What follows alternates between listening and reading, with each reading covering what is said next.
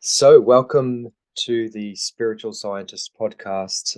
My guest today is Belle, and I thought it'd be really great to interview uh, Belle Stevenson, who is someone who I've got to know through my work helping people to develop a relationship with the spiritual world, with loved ones who've died, because she has such a great story, a really profound story of her journey from being an atheist and not really having a belief in anything beyond the material world through to having a very strong belief in some kind of spiritual world, or even we might say God, or whatever words we use. But welcome to the podcast, Belle.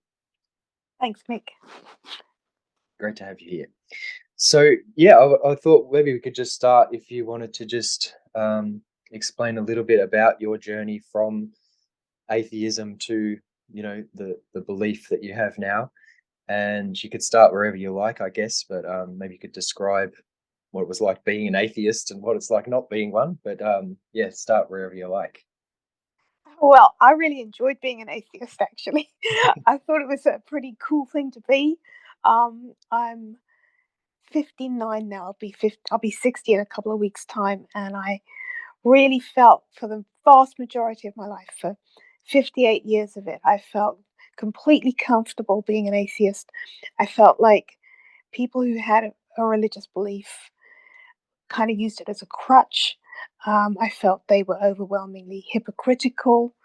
Um, that that if you were a moral person, didn't need God standing over you with a big stick to make you behave decently as a human being. Um, so a lot of the kind of things that now I notice other atheists saying, and I always prick my ears up, and I think, yeah, I used to believe that too. And my whole life, I was brought up by pretty atheistic people. Um, I didn't ever really have very religious friends. I did have a vision of God when I was about 2 years old, which was kind of startling, especially as I I didn't believe in God after that. Even I was still an atheist for the whole of my life. And when I look back on my life now, I see that there were several places where I was given an opportunity to change my mind, and never did.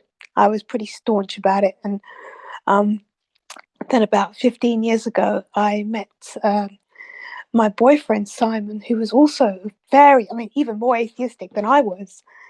I was at least kind of open to, spiritual things, and thought that, even though I was really scientific, I thought that it was unscientific not to be open to all kinds of stuff.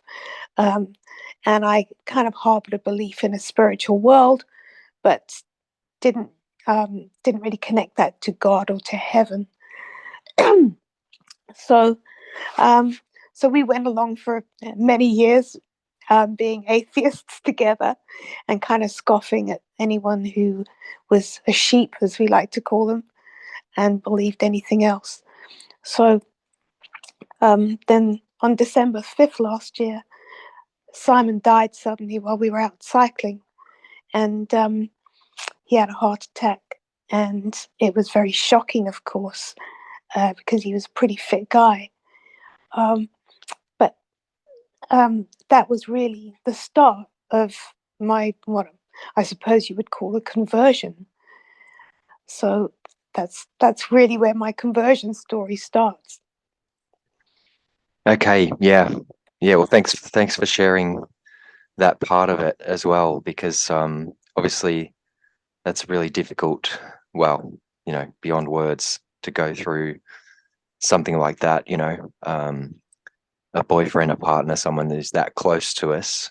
Um, and so, were there's, I think you've told me before, but just for our listeners, if you feel comfortable to share it, were there certain experiences that led to this change? So, you were both atheists, you were both, scoffing and laughing at the sheep, as it were.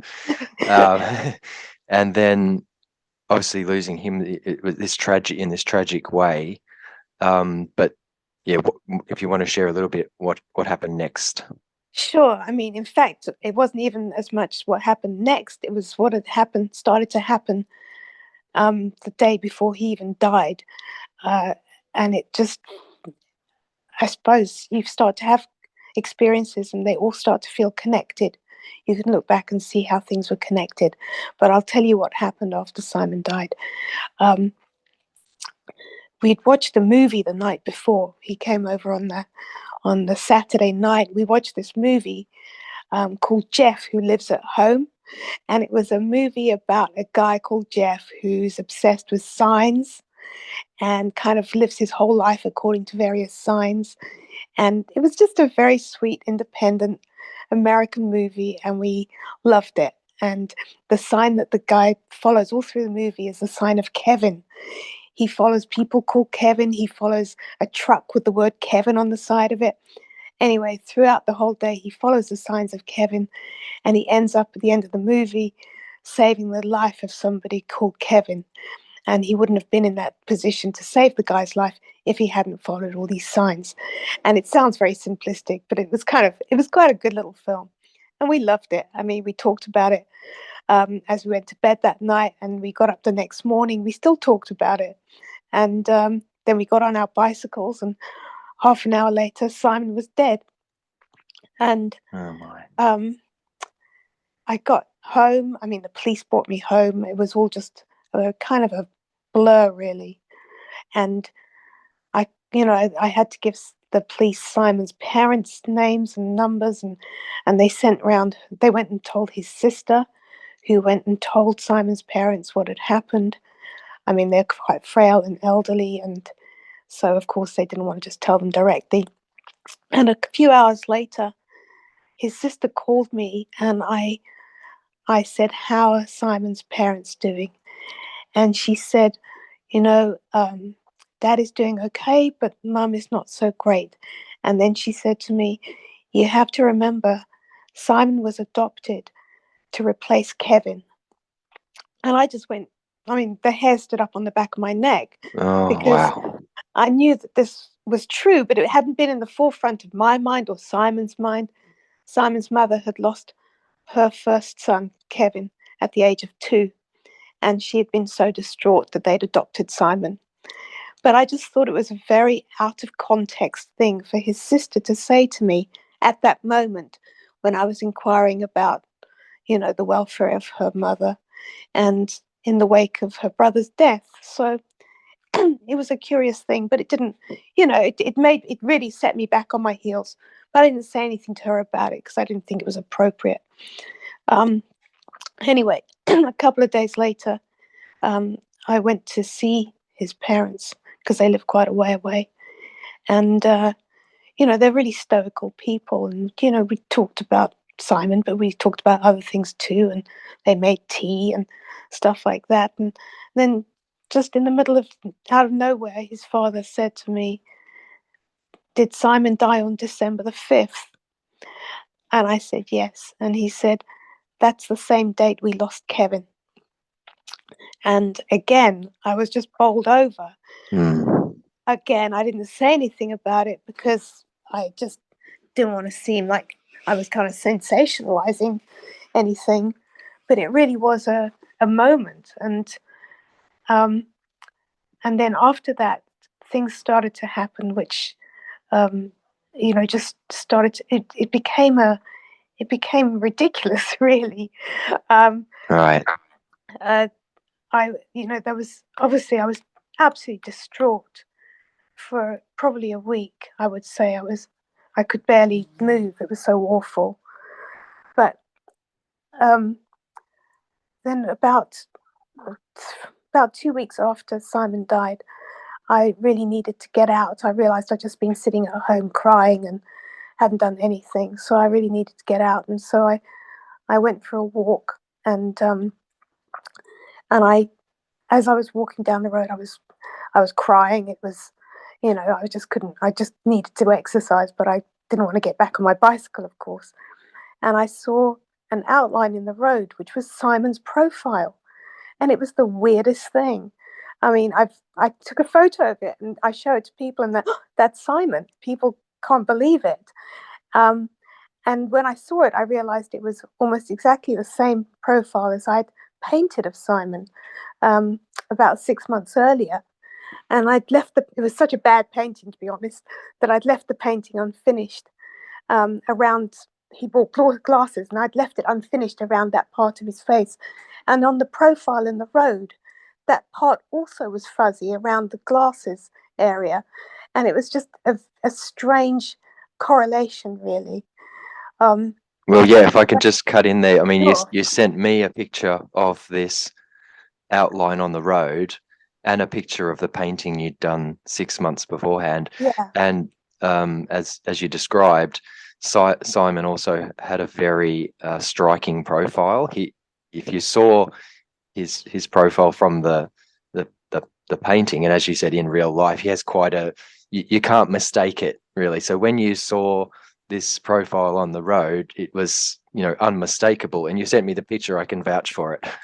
Yeah, and you're most welcome if you're able to post those pictures I sent to you of Simon, because they really are incredible. I mean, Simon had had mouth cancer about 10 years earlier, and so had a very distinctive profile. And it wasn't just a profile on the road, you know what I mean, which my mind is making into Simon. It really was like his profile. Um, and then a few days after he died, also, I had a dream of him. It was the first dream I had of him since he died, and I dreamt that I was in a parade with my sister, uh, and it was like a street parade full of kind of green men and dancers and horses everywhere. And as we were walking down the street in the middle of this parade, I saw Simon through the window of a coffee shop. I rushed in to hug him, and I put my head on his shoulder, and I could feel him so clearly. It was amazing. Um, but uh, but I could tell that he knew he was going to die. And so it was a very sad feeling. But when I woke up, I was still happy that I'd seen him, even if it was in a dream that was sad. Anyway, I texted my sister, and I said, hey, thank you so much because you showed me Simon for the first time since he was dead. And I told her about the dream, and she said, that's kind of incredible because at the time you were having that dream, I was at a street parade, the Mondol Street Parade in Penzance in Cornwall, where they had dancers and green men, and people wear horse skulls. So Wow. it was just amazing. It was mind blowing. Literally, as I was dreaming, she was at this festival, which I had never heard of. I had to Google it to see what it was all about. Um, and she had only just moved to Penzance, so she'd never taken part in that before either. Uh, so that was another thing. And then um, a few weeks later, I started to become obsessed with the idea of painting Simon's portrait again. The first one had been a bit of a disaster, so I wasn't holding out much hope. Okay. I'm not much of a painter, and in fact, I only had sort of a few old crusty paints. So I actually went out and bought an apron and oil paints and canvases, brushes, everything, an easel, the whole 9 yards. Um, and it got to the point, over several days, it got to the point where I was compelled to paint this picture of Simon. So I looked at some photos I had of him, and so I could copy one. And Mhm. I picked out one because he had a lovely sparkle in his eye. And I spent the whole day in the greenhouse painting this portrait, it was an incredibly emotional experience. I I mean, through much of it, I was in tears. Um, I didn't feel confident about what I was doing, and yet there was almost a presence with me that was guiding my hand. I would sort of think, "Oh my goodness, I don't know. This is going to be so bad. It's going to be so wrong." And I would feel this feeling that somebody would almost say to me, "No, do that line, make that mark, choose that color. It will be fine. It will be right." And I would do those things, and it was right. Um, And I just kept thinking, as long as I capture that sparkle in his eye, everything will be okay. Um, and I spent 5 hours painting this portrait, which came out miraculously good, as far as I'm concerned, anyway. I mean, I've never Wow. painted anything that looked really that good. I'm no painter, but it was a very good painting of Simon, and it did capture the sparkle in his eye, and I was so happy with it. And I came indoors afterwards, had a cup of tea, and then realized that I'd missed all that day's horse racing. Now, I bet every single day, just pennies. And Simon used to tease me so much because, he would sort of talk to me as though I was an inveterate gambler. But I would be like 50p each way, £1 win. And he used to giggle like mad because he knew I was such a pathetic horse racing fan. And, uh, and so I thought, oh, you know what? I've still got time to have a bet on the evening racing. So I opened up my gambling app and I looked at the first race at Wolverhampton that night, and there was a horse running called Sparkle in His Eye. And Oh my goodness. it came in at 8-1. I bet £2 on it. So it was again another moment which was just phenomenal. Um, and there were other instances where Simon gave me funny racing tips in dreams and things like that, and they all won. It was quite remarkable, and Wow. Okay. I feel as though he did it because he knew that I would never lose more than £2 or £3 on a horse at a time. It was just a fun thing. Okay, so you're is that what you've come to believe what's going on, that it is him finding a way to communicate with you because you're into gambling. You know what I mean. I don't mean that Yeah, in a bad way. no, You're no, into no, that's gambling, okay. but maybe nobody else would really know that Yes, about I you, think, or yeah, there were so many other moments that were just about us. Um, and and I, I didn't start to look out for them because each one seemed to come out of nowhere and completely floored me every time. I was never something I thought, oh, I wonder if I'll get about a sign from Simon about that. Every time it happened, it was something which was completely left field. Uh, and I, but of course, every time it happened, it was making me think more and more about why it was happening.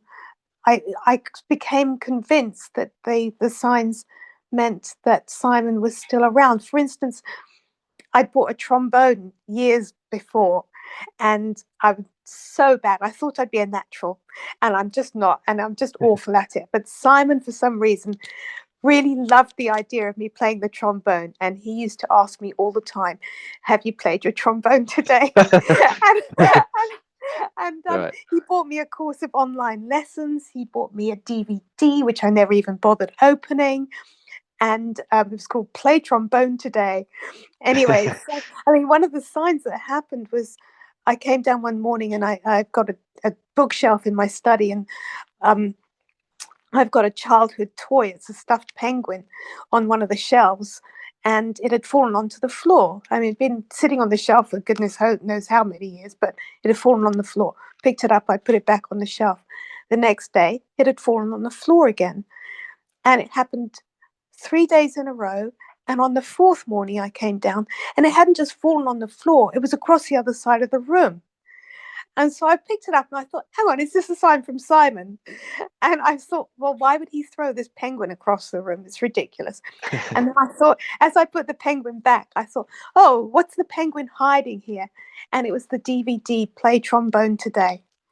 And so I picked up the trombone, played it today. I've tried to play it lots since then. The penguin hasn't fallen off the bookshelf again. And it was just like one of those things that made me laugh so much.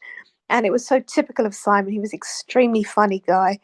And we had lots and lots of little sort of like, intimate private jokes that were so funny. And I loved him because of that. And it seems to me that the signs he sent me were very similar to the kind of things that he would have done while he was alive.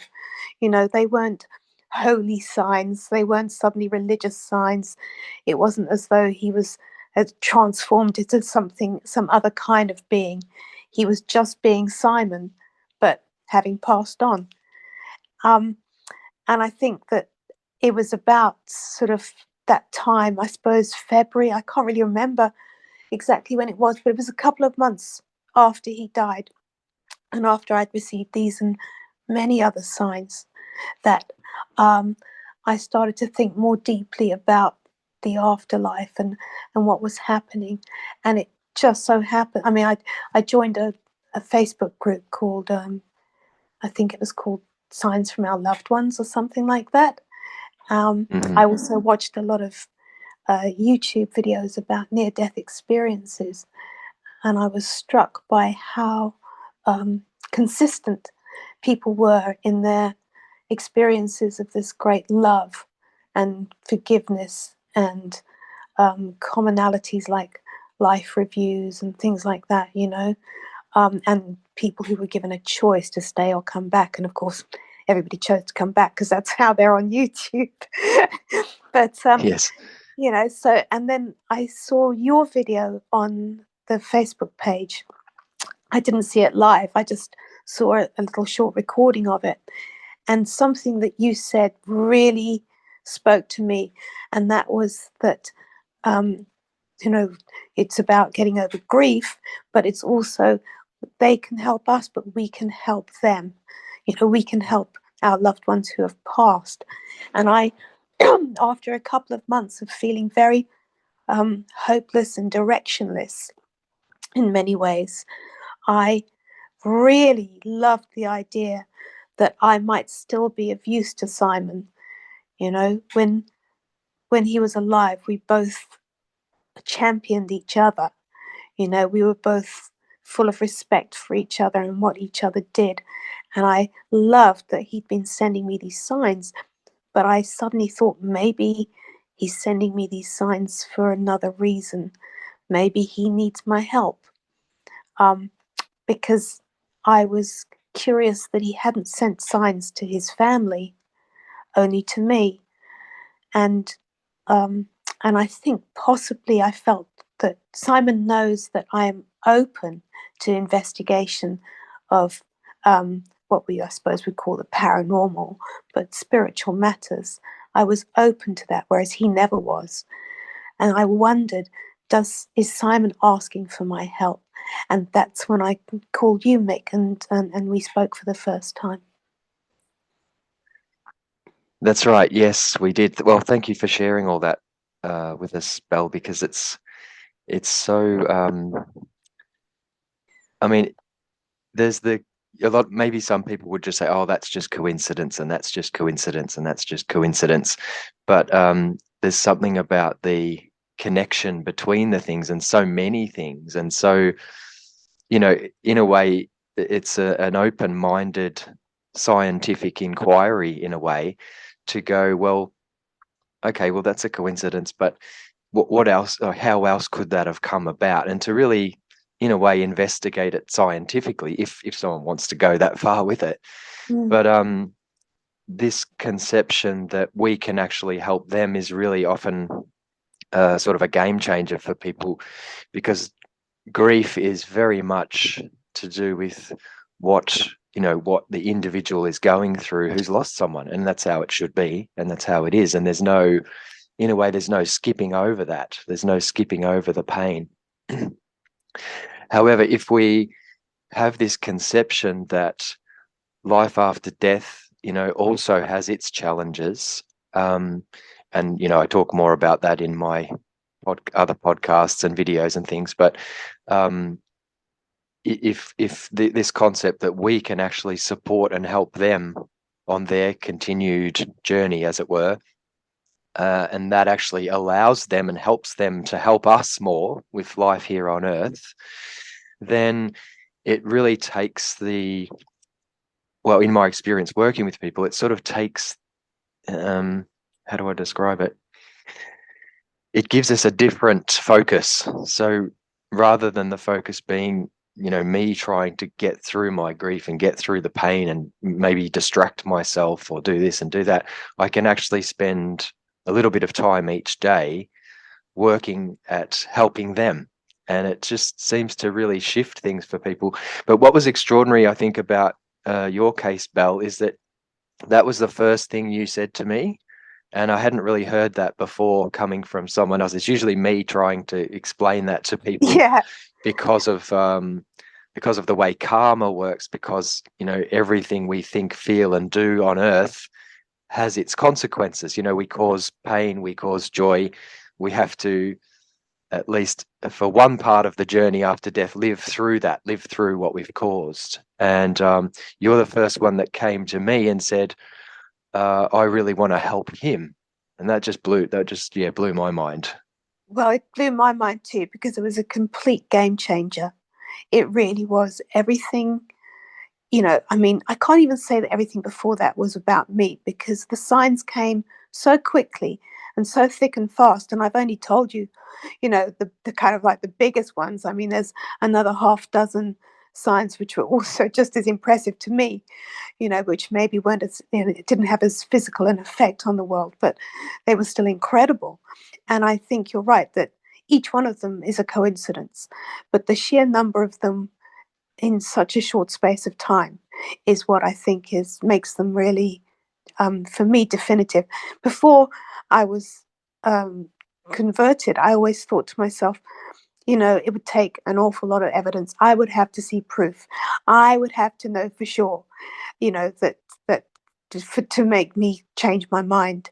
And it was kind of like halfway through this experience, I realized, you know what? Simon has given me proof. He has shown me evidence. I would be very foolish and pig-headed if I was to start ignoring that now, having said that that's what I wanted, you know? And Okay, yeah. so once we started to talk, I mean, it just it was just so helpful. I can't even tell you how amazing it was to have somebody to be suddenly be confronted with this idea of maybe I can help Simon, and then to have somebody show me how to do that was amazing to me. Absolutely amazing. Was so helpful. Um, Everybody noticed uh, how well I was dealing with the death of Simon and how quickly I seemed to be, I don't want to say getting over it, but that's how it felt. I was like, this is amazing. This is, I dare to say, it's brought joy back into my life. The idea of helping Simon um, and other people. You taught me how, this is not just Simon who needs my prayers and my love. It's everybody who's passed before. Um, we can support all our loved ones and strangers as well. Um, and it was I know there was a few sessions in before we actually talked about God. And I appreciated that too. I liked the way that you approached the issues in quite a secular, scientific fashion. And you never mentioned the word God or prayer until I think I said to you, so what you're talking about is praying. And you're like, yes, if you like to talk about it that way. But I thought that even that helped me to get over this, this not even a very rocky road between atheism and belief in God. And it was some time around the time we started talking that I realized I do believe in an afterlife because I feel I've seen enough evidence of it to make that scientifically okay in my own head. And within a few weeks of starting to talk to you, I think I felt, you know what, holding on to my disbelief in God now no longer seems sensible. It just seems stubborn. And so I let go of that disbelief. I actually went to church one day, which I never thought I'd do willingly. And the lesson was about letting go of old beliefs and old things and embracing new things, and which was lovely. Um, and it just and I couldn't quite believe what was happening when I told my family. There was this deathly silence, and the people looked at me as though I'd confessed to the great train robbery. she's And lost she's lost her mind. completely, there was complete silence. I've never, and my family, I've got a family of women, and I have never heard complete silence. It's just incredible. And one of them actually said, "Oh, I'm not sure Simon would like that." And I said, "But Simon is the one who showed me the way. So I'm absolutely sure he would like it." And I think that one of the most one of the most important things for me, which is the thing that's most difficult to describe to people, is that with each of the signs I had, and every single day when I think about Simon or God or an afterlife or Jesus, there's this immense feeling of rightness. And for me, that's the uh, daily affirmation I get, because I did wonder, will I start doubting this? How long can this last?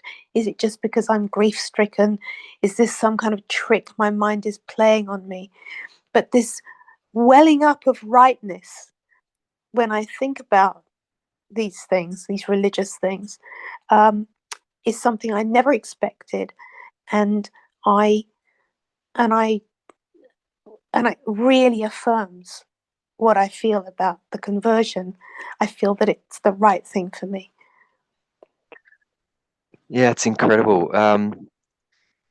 And I think the reason that I don't mention the G word or the J word, Yeah. especially at the beginning, is because it was such a struggle for me personally, Yeah. as well. And it was only sort of discovering Rudolf Steiner's work that kind of put all of those concepts into a bigger picture and brought them into connection with reincarnation and karma and scientific ways of thinking, that I could really come at it either. It's taken me a long time to get over those words. But like you said, you just mentioned before letting go old beliefs. And in a way, I think what we're doing as we develop spiritually is we're continually letting go of old beliefs, even our religious or spiritual ones, and we get to get to the point where we go, actually, that belief that I had last week actually doesn't really fit anymore, because the spiritual world, the gods, God, all of those things are so um, other compared to earthly life, or they can seem so, Yes. that we need to continually sort of undo our concepts and ideas in order to get closer and closer to grasping it in some way. So that letting Yes. go Yeah. is A really kind of a reassessment. There's a continual reassessment of of. I mean, I'm constantly checking in with myself now. You know, things like being on Facebook and stuff like that. I used to, occasionally write a comment that was just funny when, even if it was a bit cruel or something like that, or disagree with someone, about something fundamental and get into a slightly heated discussion. And nowadays I start typing the thing and then I just stop myself. And I'm just like, right. why are you doing this? This is completely pointless. And unless it's a supportive, kind message, I don't bother. Just don't bother anymore. It makes me so much happier. Mm. Right. Okay. So this transition from atheism to belief has, would you say it's actually led to a change in the way you behave? Yeah, it's led to me trying much harder to be a better person. Um, and of course, I like to think I was a good person anyway, but I think this has made a big difference. It's made a difference in the way I um, treat other people, in the way I approach treating other people. I kind of like, I'm always looking to myself, trying to check to see whether I'm doing the right thing, not just from my own point of view, but from their point of view too. Am I giving people enough credit? Am I seeing things from their point of view?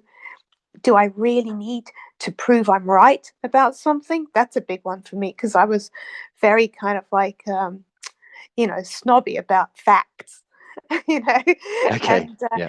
now I just don't feel I need to anymore. I don't feel I need to show off my intellect or my general knowledge as much. Well, I'm not saying I'm cured, you know, Okay. but Yeah. but I just feel uh, I feel so much more relaxed about the way the world is and the way it's going to be. Okay, yeah, amazing.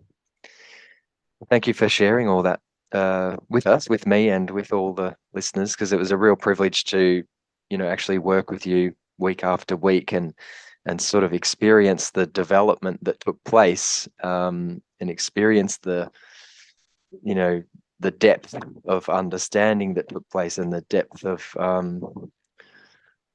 well, it seemed like as we went on week after week with the conversations that there was a real deepening of this belief. But in a way, it's kind of, this is sort of the reason I call it the Spiritual Scientist podcast, and that's my website as well, Spiritual Scientist. But because the way of approaching it is scientific in a sense. It's like I'm getting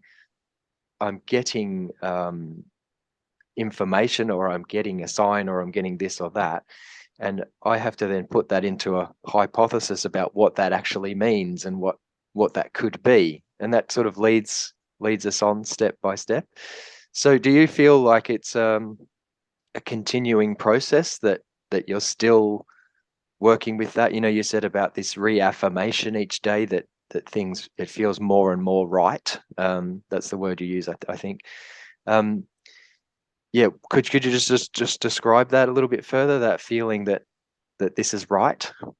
Yeah, I mean, I do. I mean, I would never pretend that I'm finished with the work now. That was it. Last year I was an atheist. This year I believe in God. Done deal. I'm off to heaven. Thank you very much. Yeah, That yeah, kind of yeah. thing. It's constant. I would say work, but it kind of doesn't feel like work. It feels like I want to do these things. I actually want to go to church. I want to read the Bible, although the Old Testament is testing my patience. It's so gloomy. Yes.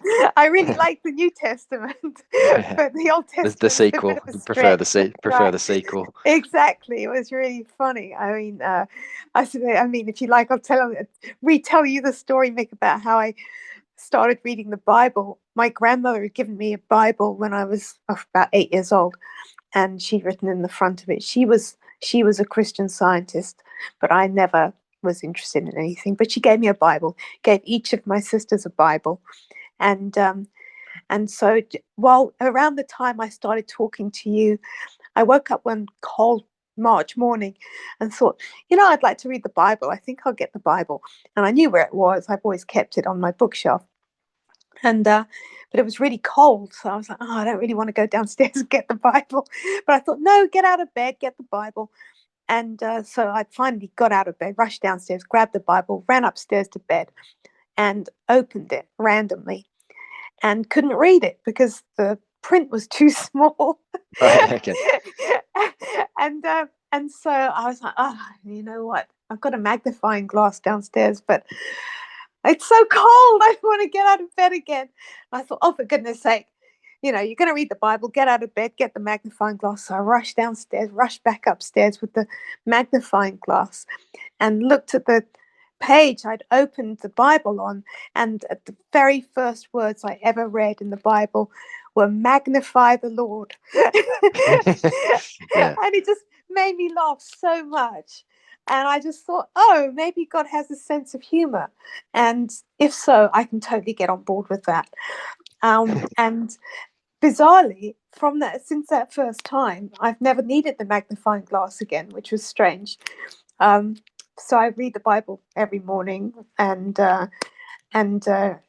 think about Simon, and I send him all my love, and I think about other people I love who've passed, or just random people that might need a prayer, and Mm.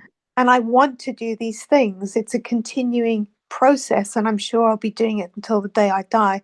I hope so anyway, because it feels valuable in my life, and it feels right, and if it's helping anybody, even myself included, if it's helping anybody, then it must be a good thing.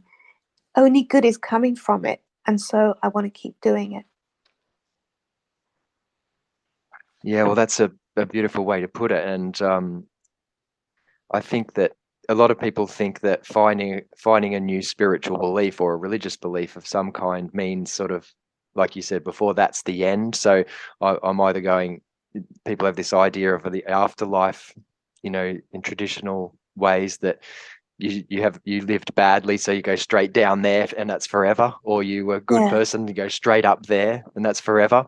yeah, But there are many different conceptions, or the new age version that you die and then you're just automatically perfect and none of that really mattered what happened on earth. So this but it's much more a development, a continual development, and you, like you say, it's a kind of a work, but it's a joy filled work, and it's it is. just It is. And if you told me a year ago yesterday, that within months of Simon dying, I could feel joy because he had died.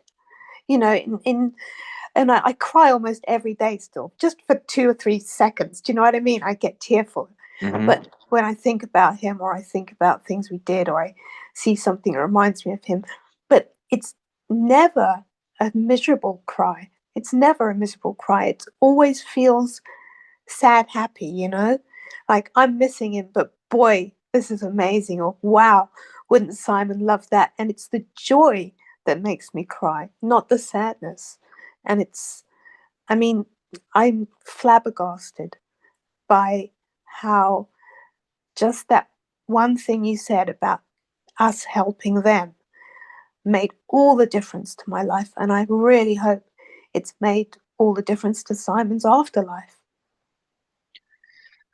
well, that's right. I mean, that's incredible that you sort of took to that so quickly as well. And I think it's important to point out as well that when I work with people, I don't ever I'm not working with people to bring them to the same belief that I've got. I'm working with them to bring them to their belief, if you know what I mean. So, Yeah, I've just worked with someone recently who's actually into Wicca and witchcraft and stuff like that. And I'm not there saying, hey, you shouldn't be doing that. That's not the right yeah, way. It should be more like my path or anything like that. yeah, It's just a way of holding someone's hand in a way with their spiritual journey, and they'll come to the truth that's for them, that's at the right time. Maybe she will stay in Wicca, or maybe she'll move into something else. I don't know, but it's not for me to come in there and tell them, yeah. I mean, tell someone what to believe. I think when I was an atheist, one of the things that used to irritate me most about uh, people with faith is that they always seemed like, oh, if you don't have faith, then you can't reach God. And I didn't believe it, and I still don't believe it. I just think that if you, but I do think that you kind of need to feel that God's in your life because He is anyway. Do you know what I That's mean? right. Yeah. If And if when if I, he if he's real, then he's there, right? yeah, exactly. And so, and when I say God, of course, I don't just mean the Christian God. So as long as somebody believes in a higher power and is living a life that their own God would approve of, which is a life of kindness and humility and love and joy, um, and gratitude. I mean, I know you. The one thing I really liked about your teaching was that you didn't talk about God until I decided to, because that made me feel like I'd made that choice myself and hadn't been led there. And the other thing was your emphasis on gratitude, because every single thing that happens in my life, I can find gratitude in it. Simon dies, and people are like, "Oh my God, how are you coping?" And I say, because from the moment he died next to me on the road, I felt lucky that I'd had him for 14 years. I felt lucky that I was with him when he died. I felt lucky that he died instantly on a bicycle, which was his favorite thing to do. He died in full lycra. And there Okay. was so there were so many things to be grateful for about that they just came thick and fast, just like the signs did. And I think that cultivating gratitude is the most wonderful thing that anybody can do, because there is nothing that you can't be grateful for, however bad it seems at the time. You will always see a side of it that means that you need to offer gratitude for it. Look, it's incredible to hear that, because I do teach that to people, or I do offer that option to people, that is possible. But you come along and then actually did it. You know what I mean? So I sometimes talk about these sort of three levels of gratitude. There's being grateful for the good things that you've got, the roof over your head, the food in the fridge, the heating, ideally. I know it's tricky at the moment, but the heating. Then there's sort of level 2 gratitude, which is being grateful for things that, actually, I've kind of lost my train of thought there, but the Okay. level of gratitude that you've reached, where you're actually grateful, come to the point where you're grateful for so-called bad things.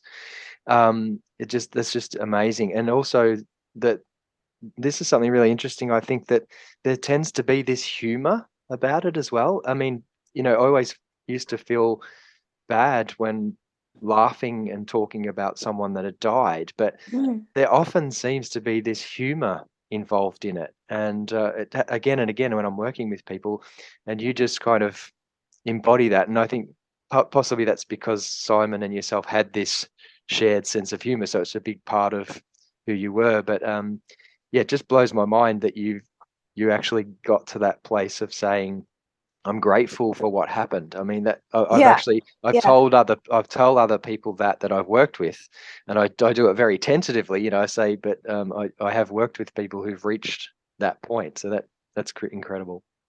It was, and I don't want to sound like some kind of martyr or someone who's, I don't know. I mean, I'm just an ordinary person, but I tell you, when Simon died, and I can't tell you how my heart was filled with gratitude, even while people were giving him CPR.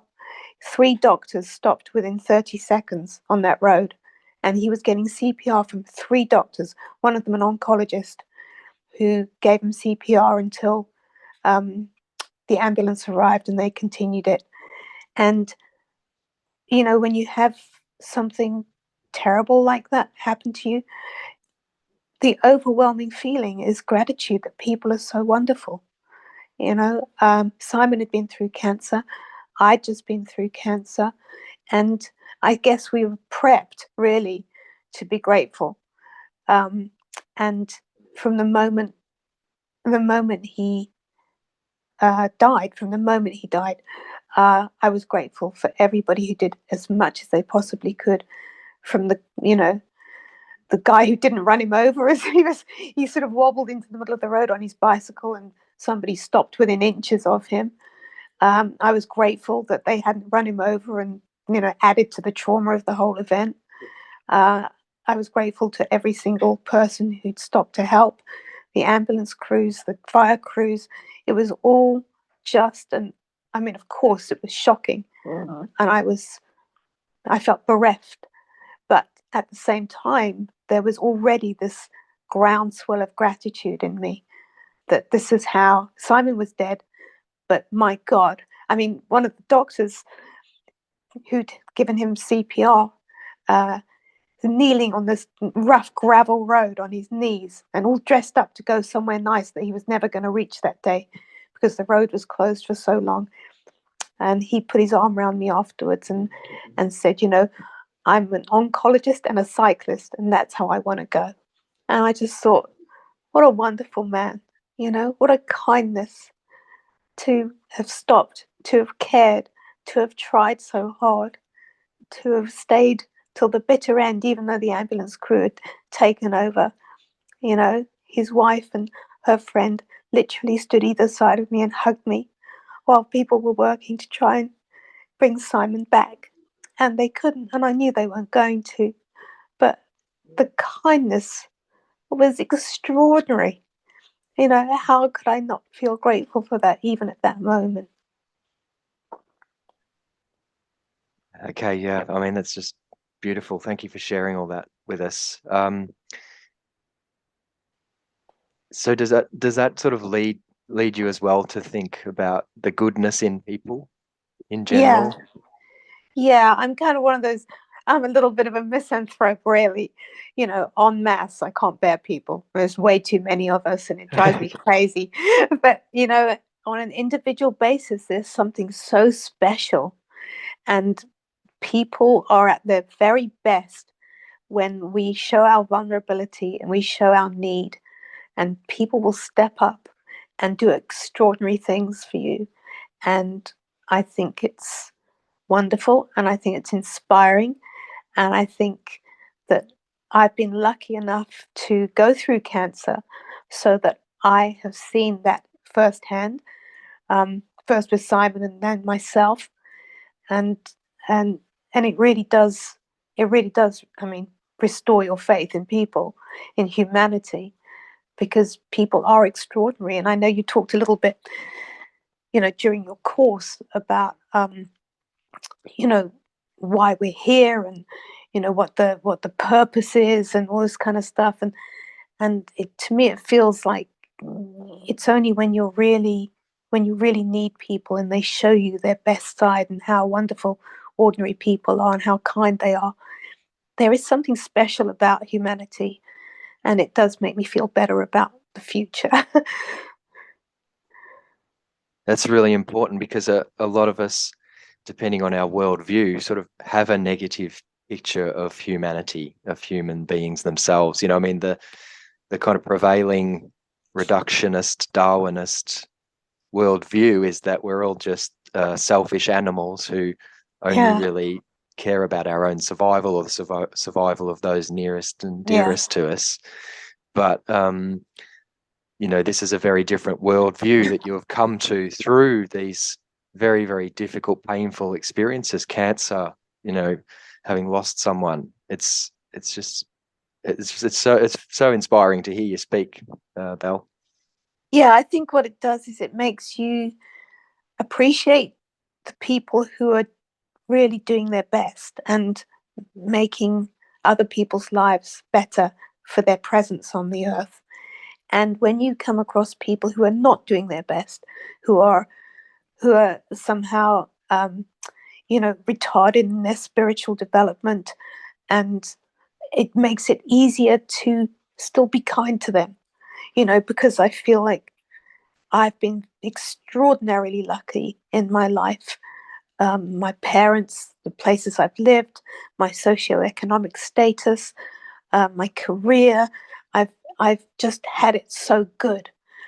When you compare it to most people on the planet, the majority of the planet, I have been so fortunate, and so I find it now much easier to not be judgmental about people who have not done the right thing, who have made other people's lives more miserable, who have, all kinds of stuff.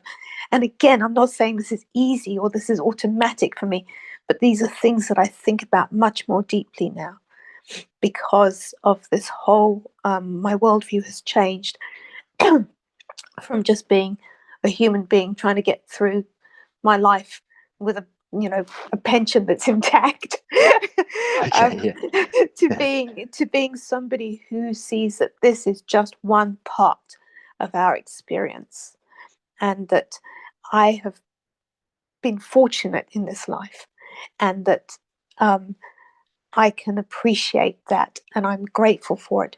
Whereas so many people are less fortunate, and it's not a level playing field. Everybody starts from a different place. And so I'm much more forgiving of people's foibles or criminal activities or rudeness, or I'm much, much more likely now to just let it go, or to be nice to them anyway, or to forgive them. It's a whole different mindset, because you realize we are on a very, very long journey of self-discovery, and it's I feel grateful to finally acknowledge that. It feels like a relief to finally acknowledge that that's where I am, and not just floating about in the universe, not knowing where I'm going. yeah, that's right. I think the the worldview, as you begin to develop it, the worldview that fundamentally people are good, but we've all had different experiences in our childhood and growing up and Yeah. through life that have led us to behave this way or that way. It really frees us up, I think. And that ability to forgive comes, it does come through work, and I'm the same. It's not just automatic. It's something that has to be, worked with. Yeah. But it is very freeing to think that person who just did that thing, I don't condone it. I'm not going to say it's a good thing. I'm not going Yeah. to say even that they should have done it. Of course they shouldn't have done it. But I can go a step further and think, well, they had certain experiences as children, or That's maybe there's right. some karmic thing going on that that that, That's right. that led Yeah. them to do that. And maybe if I'd grown up in their Yeah. circumstances and had the same experiences, I would have done that. And it's not condoning it. It's not saying horrible things are good. It's not calling, white black and black white. It's looking at the reality. But inwardly, it's a very freeing experience, I think. Yes, it really is. It makes life kind of more interesting in a way. It's not black and white. It's not just, oh, this terrible thing happened and that person should go to jail. You know what I mean? That kind of thing. It's a Yeah. much more subtle, nuanced kind of thing. And once again, it brings you back to gratitude, because when you see somebody doing something unkind, or you hear about somebody committing a terrible crime, you just think, boy, there, but for the grace of God. Literally, that's the first time I've ever said that and sort of meant it.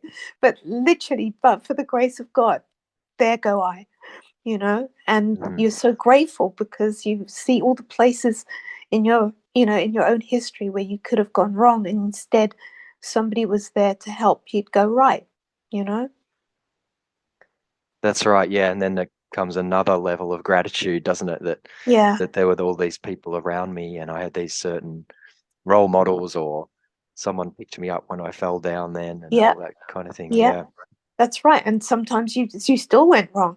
I certainly sure. did. I still did things that I'm really ashamed of, or that, that I realize hurt other people.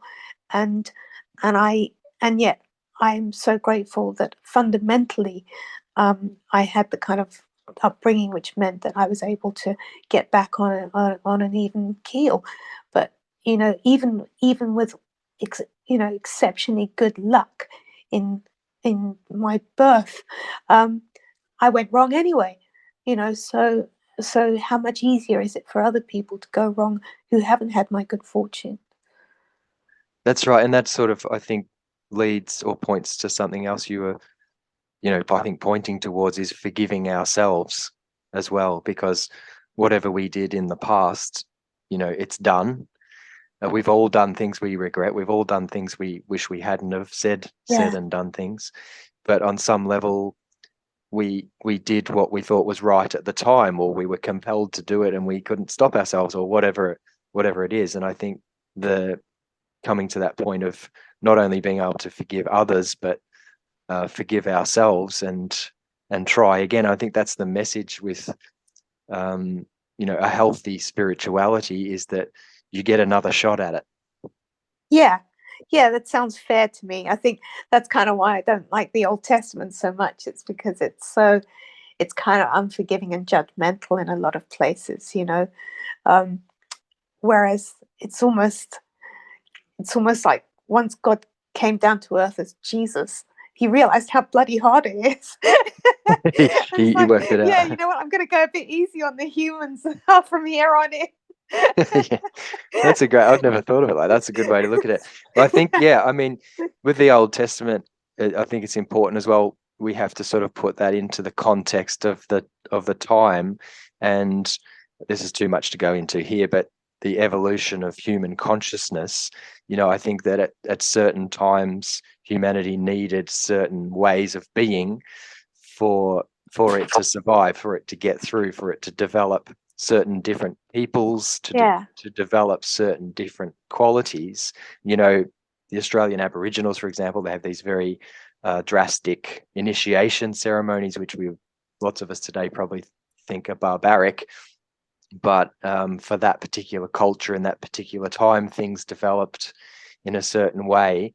And the Old Testament, I think, can be, it's too much to go into, but can be viewed in a few different ways anyway. Yeah. Yeah. No, I'm trying to give it a break. I'm trying to be forgiving about the Old Testament. Yeah, well, what would you what would you say to people who are maybe on the edge of thinking, well, maybe there is something beyond matter? I mean, I go from a few different angles. I talk to some people from a real philosophical perspective because I think deterministic materialism doesn't really stand up to logic very well when you really get to Yeah. the core of it. Other people, it's more of a particular journey that they take through their life, through life circumstances, which in a way sort of force them into believing, in a sense. But Yeah. what would you say to people who are, well, I don't know if it's worth saying atheists, but people who are agnostic or who think matter is all there is, but they're kind of flirting with the idea of spirituality? What's your Well, message? I think one of the things that's hit me during this last year when these things have started to happen to me and I started to talk to other people about it, and then I started to believe in God and I started to talk to other people about it. And I think that the difficulty is that unless these things happen to you, it's very, very difficult to believe them. You can listen to them and you can be interested in them, but it's very difficult to actually feel a difference in yourself. To me, it's remarkable. Having been through this experience, it's remarkable that anybody gets converted any other way. Do you Right, know what I yeah. mean? Yeah. I can't quite imagine the kind of leap of faith it requires to actually go from being an atheist to a believer when you haven't actually had these kinds of signs and supernatural urgings, really. So I'm not quite sure what I would say to people. All I can say really is this happened to me, and I was where you were a year ago, and this happened to me, and I'm not a crazy person, and yet it sounds crazy. So I don't expect you to believe it, but I would love you to, because it's quite something. It's quite something, and it's quite wonderful. That's sort of what I say to people as well. I always say, look, don't believe a word I say, but try these things out. Try out this Yeah, particular kind of meditation, yeah, or even try out this belief, like putting on a coat to see if it fits, yeah, or see what the effects are of putting yeah. on that coat. But there's no point ever really trying to convince anyone, except I think some very clever people who are really good at philosophy can do it through logic. I haven't actually worked out exactly how to do that yet, but I'm kind of working on it. Oh, well, I'm reading C.S. Lewis's Surprised by Joy at the moment, so I haven't got to the point where he actually talks about the philosophy, the conversion, the logic of the conversion he underwent. But I'm looking forward to reading that because I would really like to see if it would have worked on me a year ago. You know, um, Yeah, that's his book is a really good one for that. I think he does come to the philosophical points at some point in that book, I'm pretty sure. yeah, I think possibly all you can really do is try to be a good person and let other people see what's working for you and where you get your strength from. When people say to me, that yesterday, because it was the anniversary of Simon's death, I had a lot of lovely messages and texts and calls and stuff from people, and all of them said the same thing. You've been so brave. I don't know how you do it. You've been so brave this last year. And I can honestly say it took no bravery whatsoever. It was just a logical sequence of events that started to unfold even in the face of my complete disbelief and skepticism, and I could no longer deny it. And I was just like, well, I'm going to have to go with it because this is the logical sequence of events that's been unfolding, and I'm just going to continue to logically now progress to a point where I believe in God. Yeah, that's incredible. So it's just, it's actually born out of logic. It's not going against logic. I think that's really No, important that's point. exactly it. And to me, that's important. To other people coming to a religious faith, they may be happy to do it in a different way. I think there are many, many ways to get to the place that I am at the moment. But for me, I needed evidence. I needed to feel that I was being logical and scientific in every decision I made and in every um, shift of thinking that was being made in my head. The only leap I ever made really was to say, I've had all these experiences, I've looked at all these videos, I've read all these books, I've spoken to Mick, and there's now comes a point where I have enough evidence, I believe, to make the final leap, which is I'm going to believe in God too. And it was, to me, all quite scientific. Hmm. Well, Belle, it's really inspiring to speak to you again and hear your story again. I've been lucky enough to hear it a couple of times now, but there were actually things that you said today that I hadn't heard before. So that was really great, and I really hope that people who listen to this um, appreciate it as well, because I think you share your experience and what you've been through and what you've come to by having gone through that experience so generously and with so much humor and love and joy that it's just contagious. So I really appreciate you coming on the podcast, Belle. And are there any parting words you'd like to say? Anything you'd like to add before we finish up? No, but I love that word contagious. And it would be lovely to think that this kind of joy was contagious. So anybody who's listening out there and prevaricating, you know, just keep going. It'll happen for you. If you if you stay open to it, if you stay open to God, God will find you. He wants you to be with him. Well, what a beautiful way to finish up. Well, thank you again, Belle, for joining us. And yeah, just really appreciate you and appreciate you giving up your time for us today on the Spiritual Scientist podcast. And for those of you who are interested in finding out more about my work and the work that we do, you can just go to spiritualscientist.org. And if you go there, that's where you can actually book a session with me. But if you're not ready for that as well, I have a Facebook group which is called Staying Connected. So it's Staying Connected, Developing a Real Relationship with the Spiritual World. And you can find videos and posts and things in there to find out more. So thanks again. Mick, thank you so much. I just wanted to add, having you there to guide me when I really needed it was just invaluable. Thank you so much. You're very, very welcome. Absolute pleasure. I learned so much from you and from the experience that that I'll keep with me forever. And that actually, having worked with you and you having your experiences really helped me working with other people and continues to do so. So thank you very much. Thank you. Cheers. Okay. Take care. Bye for now. Bye. Bye-bye. Thanks very much for listening to the Spiritual Scientist podcast. If you'd like to support the show, you can make a one-time donation via PayPal, or if you'd like to become a member, you can make a recurring donation via Subscribestar. The podcast can be found on all good podcast platforms like Apple, Spotify, and Google, and the video format can be found on Odyssey, Rumble, BitChute, Brighteon, and YouTube. Thanks very much for watching. Bye for now.